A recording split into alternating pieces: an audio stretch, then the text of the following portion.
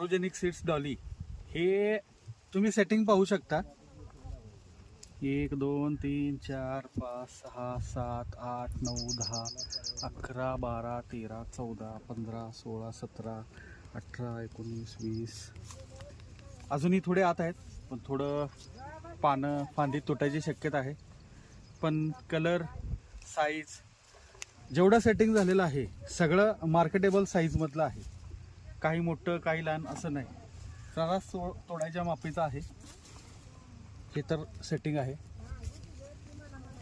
Dolly.